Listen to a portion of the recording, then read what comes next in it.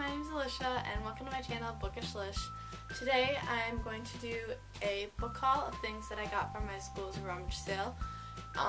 We held a rummage sale for our band program to raise money to get new instruments and to support kids that want to do marching band but can't. And they usually have a sale at the very end where you get a brown paper bag and you stuff it with as many things as you want, and it's always going to be $2. So it's like book sale. And there were a lot of books that I wanted there that looked very interesting or I hadn't heard about before or I've been wanting for a while.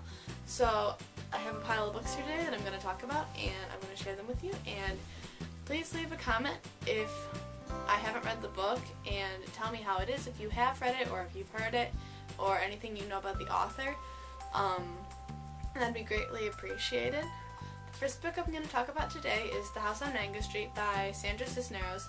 I think I mentioned this book in my last video. It was a book I read for school last year, and I really enjoyed reading this book. So as soon as I saw it in the rummage sale pile, I was like, oh my gosh, I have to get that book. So hopefully I'll be rereading this soon, and maybe getting to it and maybe talking about it. The second book I got was Scat by Hiaasen? I don't know. This book I don't really know much about, but I read Hoot by Carl, and I really enjoyed it. I really liked that movie, I really loved that book, and I was like, well, I've never really gotten to read any of his other books, because I was reading different stuff at that point, and I never really got to read anything else that he had written. So, obviously this book doesn't have a cover, so I can't read the blurb, but so I'm excited to read this book. So maybe if you've read it or if you've read other Carl Hiaasen books, let me know how they are and I'll get back to you.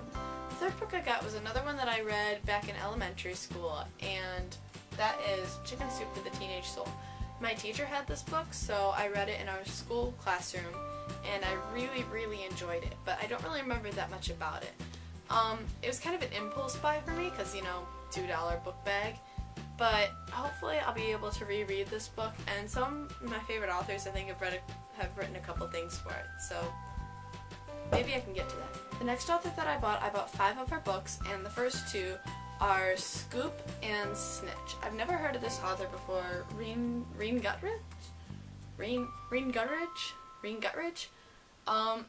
This one is about newscasters and Snitch is about police officers.